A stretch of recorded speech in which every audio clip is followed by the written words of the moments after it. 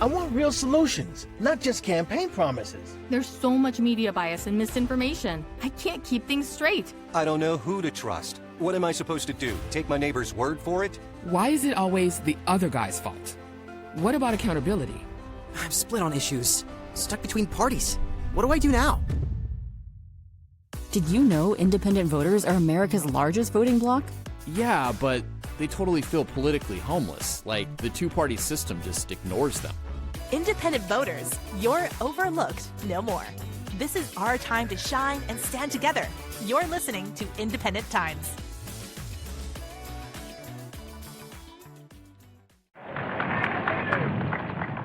In the long history of the world, only a few generations have been granted the role of defending freedom in its hour of maximum danger. I do not shrink from this responsibility. I welcome it.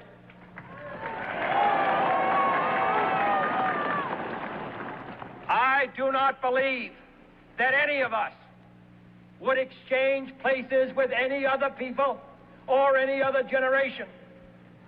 The energy, the faith, the devotion which we bring to this endeavor will light our country and all who serve it. And the glow from that fire can truly light the world.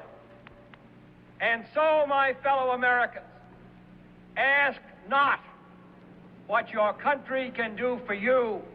Ask what you can do for your country.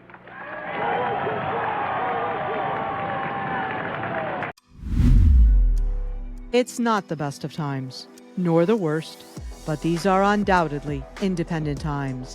Welcome to Independent Times, the podcast for politically homeless independent voters navigating our polarized world. I'm your host, Lisa Singer, and I'm so grateful you could join us today. In 1790, members of religious minorities wrote to President George Washington asking, what kind of country would the new United States be? Having known only theocracies and monarchies, they were confused and deeply concerned. Washington responded to numerous faith groups, including Roman Catholics, Baptists, and Quakers, personally reassuring them of their protection.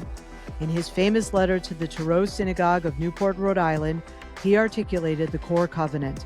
Happily, the government of the United States, which gives to bigotry no sanction, to persecution no assistance, requires only that they who live under its protection should demean themselves as good citizens.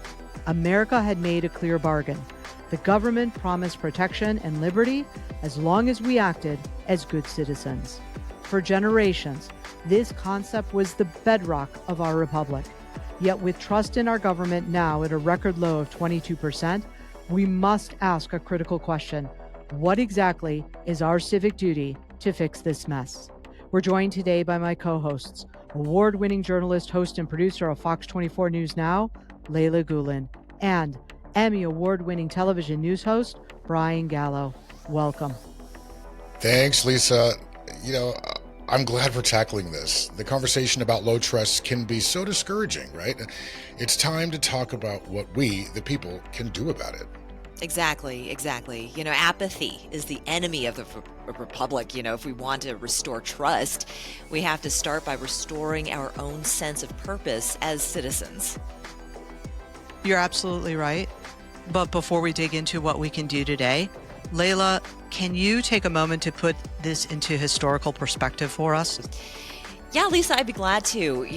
And what an extraordinary time it is, Lisa. Just think about it. For 1,700 years, from the fall of the Roman Republic until our founding, civilization was ruled by kings and queens and emperors. The very idea of self-rule was a historical footnote. Then suddenly, just 249 years ago, our forefathers came together and they said this: no more kings. We know a better way with self-rule. We're going back to the spirit of Roman Greece, but we will take all of their mistakes and make it better. It's a miracle, really. A country founded on a dream, the American dream of equality, life, liberty, and the pursuit of happiness. But here we are, and we have to ask a difficult question. If this is the design of our country, Why do so many not participate?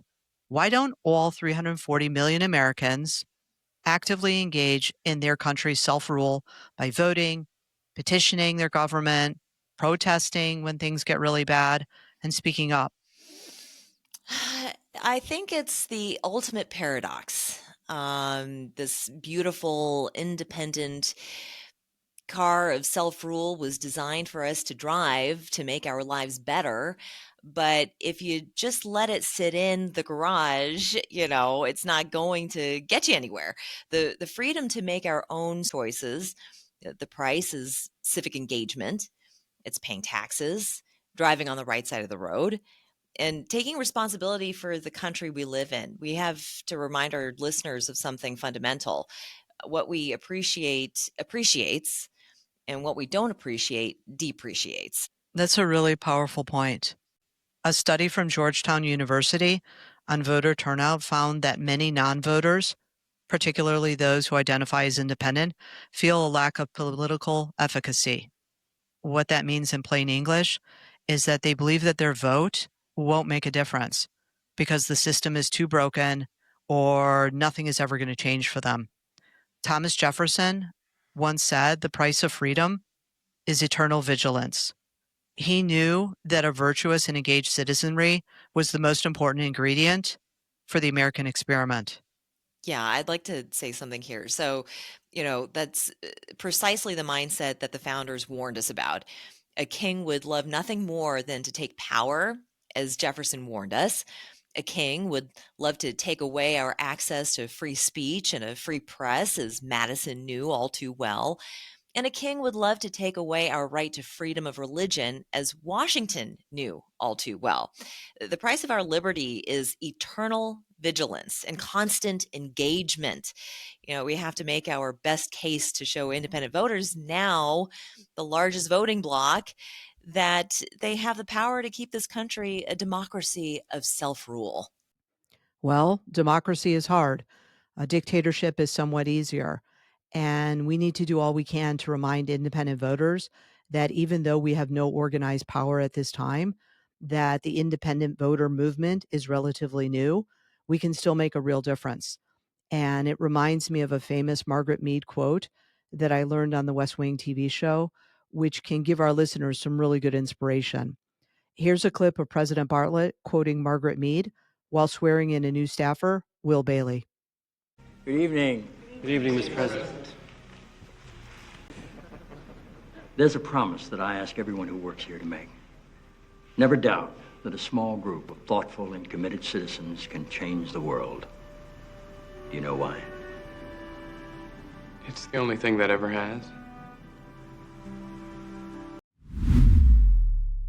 Our founding fathers were the independents of their time, and they literally risked their lives in defiance of the King of England to create this country. They could have been killed. Every single one of them could have been killed for signing the Declaration of Independence. But they did it anyway because they wanted to stand up and say, no more tyranny. And there have been so many in America who have carried that torch.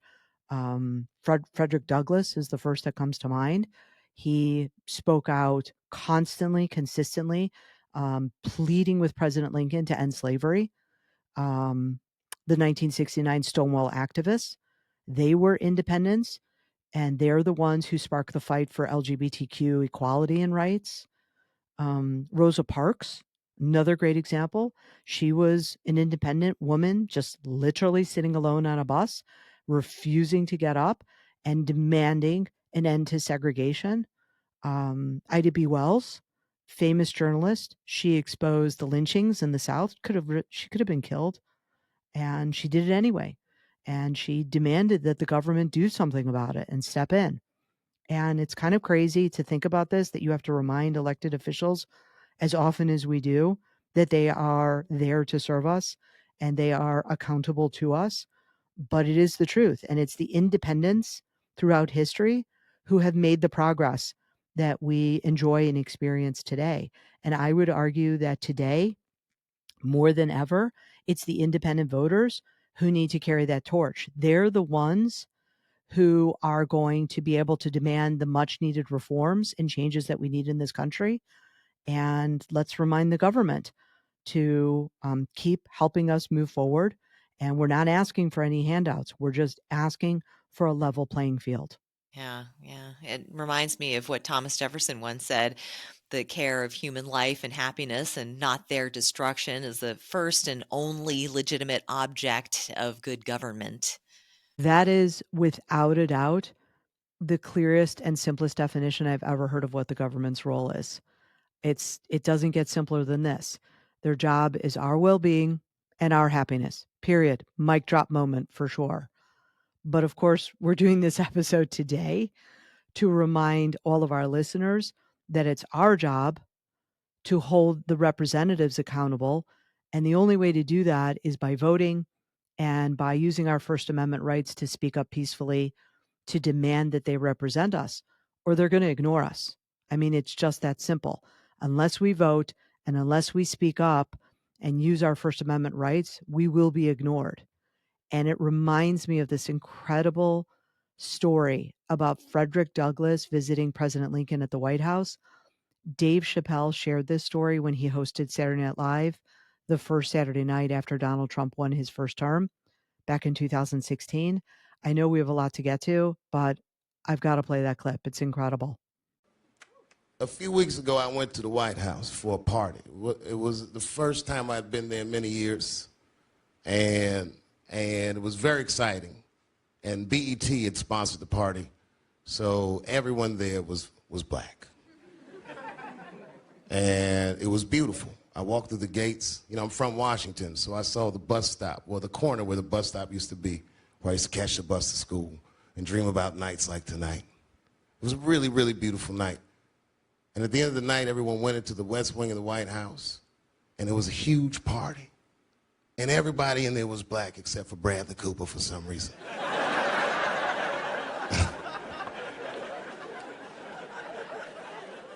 And on the walls were pictures of all the presidents of the past. Now, I'm not sure if this is true, but to my knowledge, the first black person that was officially invited to the White House was Frederick Douglass. They stopped him at the gates. Abraham Lincoln had to walk out himself and escort Frederick Douglass into the White House. And it didn't happen again, as far as I know, until Roosevelt was president. When Roosevelt was president, he had a black guy over and got so much flack from the media that he literally said, "I will never have a nigger in this house again." I thought about that, and I looked at that room, and I saw all those black faces in Bradley, and I saw how happy everybody was. These people who had been historically disenfranchised. And it made me feel hopeful, and it made me feel proud to be an American, and it made me very happy about the prospects of our country.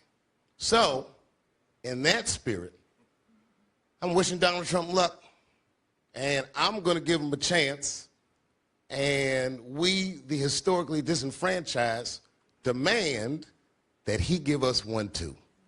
Thank you very much.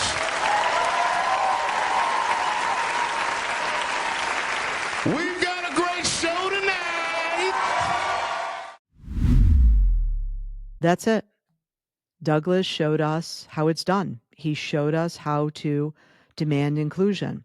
He showed up at the White House. He showed up day after day speaking out against slavery, and it made a big difference. And it's always people like Douglass. It's always those independent voices that keep our government true to its purpose. That is such a powerful idea. And that freedom, that bargain, is laid out beautifully in the First Amendment. You know, the right to vote is central, but the First Amendment is the operating manual for a functioning democracy. You know, it gives us 5 very powerful tools: freedom of religion, freedom of speech, freedom of the press, the right to peaceably assemble, and the right to petition the government. So these are the superpowers of the American citizen, whether we realize it or not. Oh, I love the way you put that. Superpowers of the American citizen.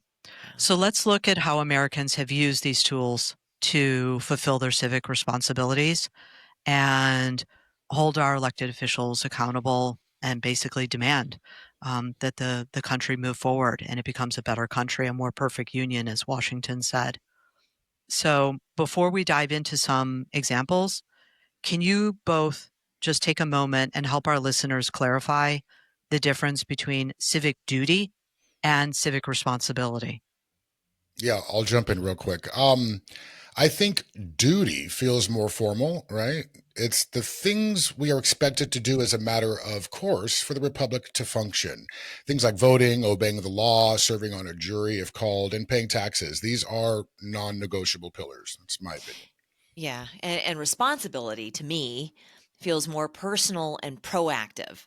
It's the stuff that goes beyond the bare minimum. It's about staying informed, not just by tuning into the news, but by seeking out different perspectives. It's about engaging with your community, attending town hall meetings, or even volunteering for a cause that you believe in. A responsible citizen understands that the government is not some distant entity. It's a reflection of us. It should be a reflection of us. It's the community of people doing things for the common good. I could not agree more. Community and real engagement are everything. Last week, my neighbor won our village's beautification award for her gorgeous landscaping. So I went to the town hall meeting to cheer her on, and I got to meet the mayor, watch the Rotary Club get honored. Two firemen were sworn in, their families were there, and I clapped as they handed out awards to 31 homes, including hers. I walked out of there on an absolute cloud nine. It was such a sweet reminder of how lucky we are to live in a country where we can just show up to a local meeting and see the good, tangible things happening right in front of us. And yet, most days, most Americans don't feel this way at all. Most days, it feels like the bigger system is rigged, like no one in power is really listening. And it's so easy to check out. So many people genuinely believe it doesn't matter who wins, Republican or Democrat, nothing ever changes. Trust in government, as we talked about last week, is at a historic low of 22%. And for many independent voters, that hopelessness is crushing. That's why I went back to this incredible Frontline PBS documentary on the 2020 election, and I pulled a few clips.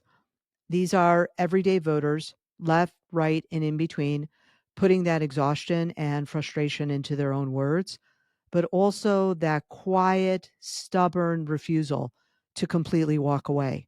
Take a listen.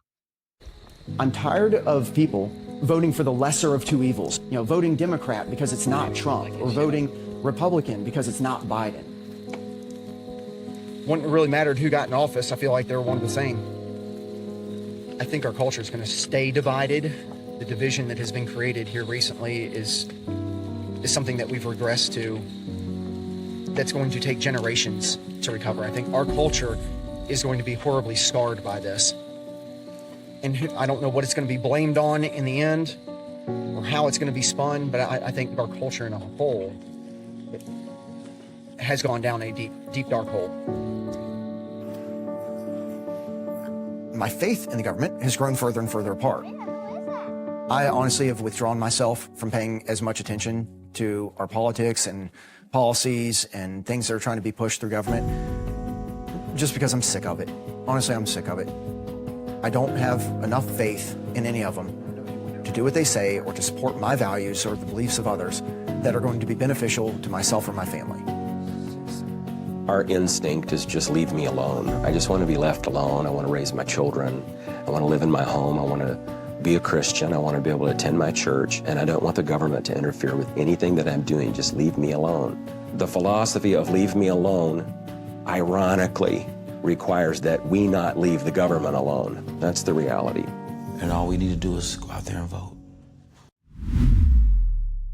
But history in our country shows engagement does work. When you think things couldn't get worse, they get better when Americans come out and vote and petition and protest and use their voices. It's proven. Yeah, and we have decades of proof that it works. Let's look at a couple of incredible success stories powered by these rights. Take the right to peaceably assemble, for instance. The civil rights movement in the 1960s was a master class in this. From the marches in Selma to the sit-ins at lunch counters, people use their right to protest, to force a nation to confront its conscience. Their assembly wasn't just a gathering, it was a demand for justice that led to the Civil Rights Act and the Voting Rights Act. Two incredibly important pillars to our society. It fundamentally changed America. Exactly, Leyla. Those marches, those sit-ins, they didn't just make noise. They changed laws and they changed hearts. And nobody explained why nonviolent protest is so powerful, better than Dr. King himself.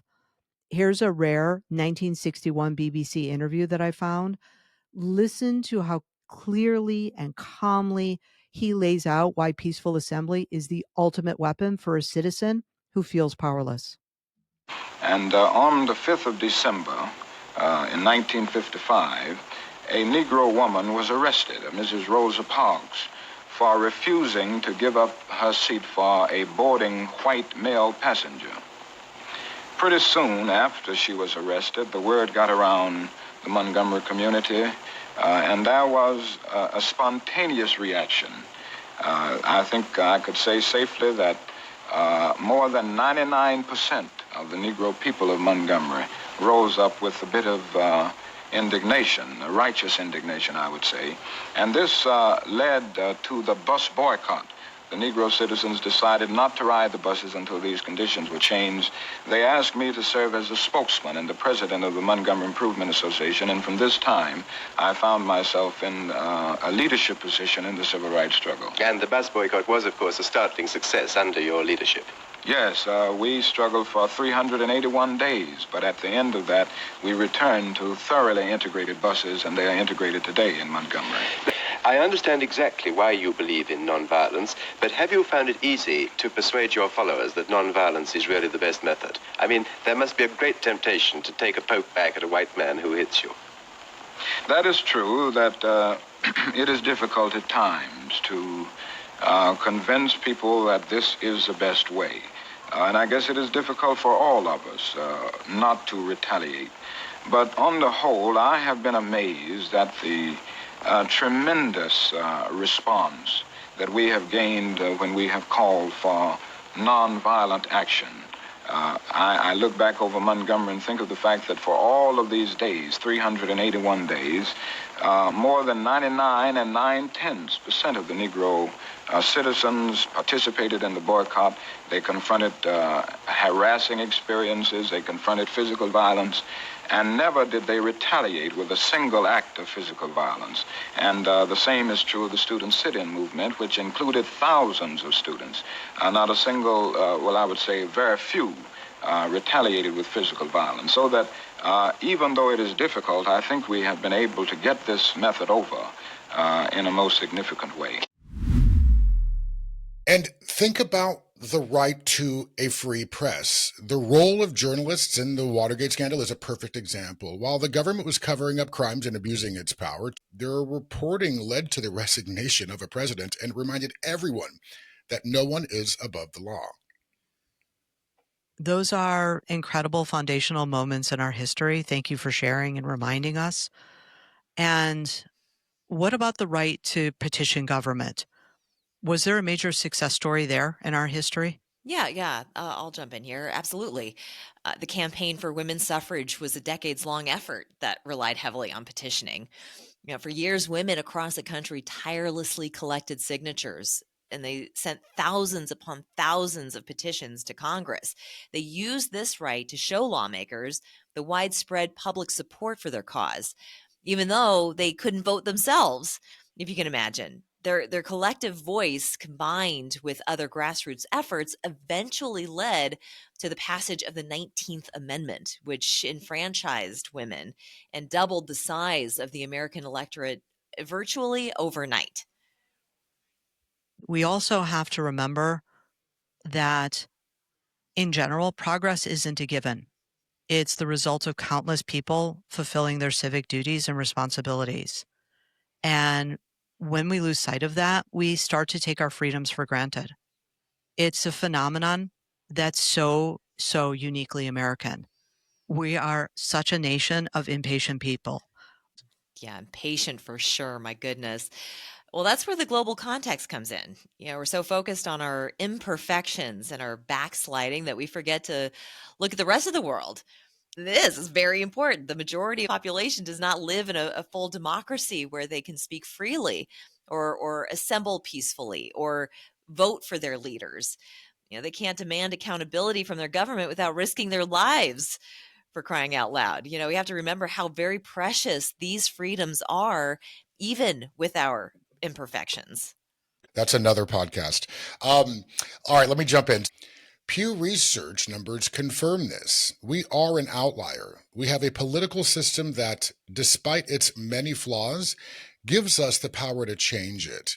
We have to remember that the price of living with these freedoms is staying informed, engaged, and most importantly, voting. That's our civic duty. That's the bargain. And that bargain is under constant threat. It's not just a history lesson, it's a living, breathing fight. We've seen a wave of recent legislative efforts to restrict voting in this country. Since the 2020 election, at least 30 states have enacted 79 restrictive voting laws. A vast majority of those states are Republican-controlled state houses and state senates. We've also seen attempts at the federal level to pass legislation that would expand voting rights, but were killed by partisan opposition. For example, the For the People Act and the John Lewis Voting Rights Advancement Act were both championed by Democrats, but were both blocked by Republican-led filibusters in the Senate. Yeah, and the Supreme Court has also weighed in. They've issued rulings that have weakened the protections of the Voting Rights Act. In the landmark 2013 case of Shelby County versus Holder, the court's conservative wing voted to eliminate the requirement that states with a history of discrimination must get federal approval before changing their voting laws. Exactly, Leyla. That one Supreme Court decision in 2013 didn't just tweak the Voting Rights Act, it gutted the single most powerful protection it had. Overnight, states with long histories of discrimination were free to change voting laws without any federal oversight. The effects were immediate, and they're still being felt today. Here's a quick, clear breakdown of what Shelby County versus Holder actually did and why so many people say it opened the floodgates. In 2013, the Supreme Court gutted the 1965 Voting Rights Act in Shelby County versus Holder. The conservative justice's ruling stripped the pre-clearance requirement that states with a history of voter suppression must receive clearance from the federal government before enacting any new voting laws. The court essentially ruled that the racial voter suppression that the Voting Rights Act was intended to guard against no longer existed. In the years since, the very same states that were previously subjected to pre-clearance have passed a wave of voter suppression laws. Unsurprisingly, these laws disproportionately affect voters of color. Since the ruling, several states that used to have to get pre-clearance under the Voting Rights Act have passed laws that have made it more difficult to vote, getting rid of things like early voting and same-day voter registration. 5 years after the ruling, around 1,000 polling places have been closed in the country. Most of these closed polling places were in counties with African-American majority populations. One study also found that jurisdictions that used to have to get pre-clearance under the Voting Rights Act have dramatically kicked more folks off voter registration lists. And many of those taken off voter registration lists don't even know they've been kicked off. We saw a flood after the Shelby decision, a flood of laws designed to make it hard just to show up at the polls, and you only get redress after the election is done. These are laws that on their face may seem benign, but the effect of it is to limit the voting power of minorities. Shelby County versus Holder really drives home that the fight for equal access to the ballot is still very much alive. We've made incredible strides, no doubt. Black Americans, women, 18-year-olds, all finally getting the vote. But the work is nowhere near finished. And Dr. King said it best, the oppressor never gives freedom voluntarily. The oppressed have to demand it. And to remind us just how urgent and how righteous that demand was, here's President Lyndon Johnson addressing Congress in March of 1965, just days after Bloody Sunday on the Edmund Pettus Bridge. Listen to the way he claims the Voting Rights Act not as a Democratic Party cause, not as a Southern cause, but as an American cause. There is no constitutional issue here. The command of the Constitution is plain. There is no moral issue. It is wrong, deadly wrong, to deny any of your fellow Americans the right to vote in this country. There is no issue of states' rights or national rights. There is only the struggle for human rights. I recognize that from outside this chamber is the outraged conscience of a nation, the grave concern of many nations, and the harsh judgment of history on our acts. But even if we pass this bill, the battle will not be over. What happened in Selma is part of a far larger movement which reaches into every section and state of America. It is the effort of American Negroes to secure for themselves the full blessings of American life. Their cause must be our cause too. Because it's not just Negroes, but really it's all of us who must overcome the crippling legacy of bigotry and injustice. And we shall overcome.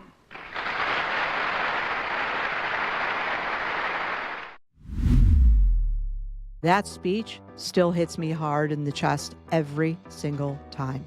And here we are, 60 years later, still fighting the next chapter of the same battle. Today, the most significant remaining barrier to full ballot access affects us, the fastest growing group of voters in America, independents. Right now, in 22 states, roughly 27 million of us are entirely shut out of the taxpayer-funded presidential primaries simply because we refuse to join a political party. When we finally break open those primaries and bring in ranked choice voting, we will see the political environment change overnight. It is you, the independent voter, who will heal our fractured nation. We need you more now than ever to rise up and make sure that it happens.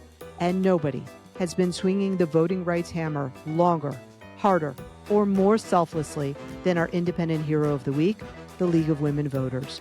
Born in 1920 out of the women's suffrage victory, still 100% nonpartisan, still grassroots, still showing up every single day with tools like vote411.org, so every single voter has the facts, no spin, no agenda.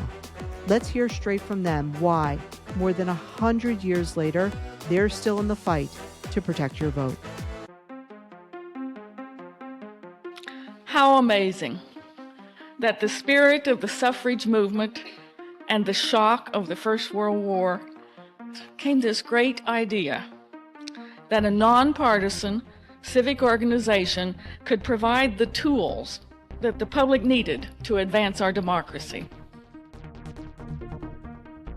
A wise League leader once said that the success of democracy doesn't depend on a few persons who do great things, but on many persons who do small things faithfully. In the 1970s, the League started to sponsor televised presidential debates and continued to provide a nonpartisan forum for the public to learn about candidates every 4 years. The League still sponsors local debates to this day. Welcome, everybody, to our 2019 debates. My name is Alice Pernick. I'm co-president of the League of Women Voters of Larchmont and Mamaroneck. Our mission is to empower voters and defend democracy. The League of Women Voters is nonpartisan and neither supports nor opposes any of the candidates you'll see tonight. And still continues voter education. This marks the beginning of 100 years of the League of Women Voters and voter education in America.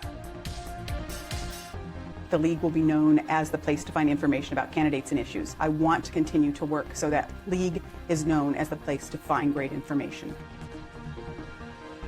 We are going to help this country of ours with civil discourse. We are going to educate more than we already do. We are going to be the force that brings people together to talk in a civilized way about issues. That's what we're going to do. Thank you so much, Bryan and Leyla. This has been a fantastic conversation. It's so important to remember that progress requires a great deal of effort, but it is still possible. All right, keep digging for the truth, Lisa. You're so good at it. Yeah, thanks. And I always say, question everything. We open this episode with a tricky question. What's our share of the mess our politics is in right now? And what are we actually going to do about it? Well, here's your assignment starting today. 4 simple things. Number 1, make sure you're registered to vote and help one friend do the same. Number 2, put every upcoming election in your district on your calendar. Local, state, and the midterms. All of it. Number 3, call or email your state representatives and tell them you want open primaries and ranked choice voting. Be polite, be loud, and be relentless. Number 4, subscribe to at least one real newspaper, local or national, so you're never flying blind again. We have all this information and more on our website, independenttimes.news. Thanks again, Bryan and Leyla, for joining us today, and a big thanks to our listeners for joining our community at Independent Times, where politically homeless voters find clarity in a polarized world. You're not alone in this journey. Until next time, please follow, like, subscribe, share, and keep charting your own path.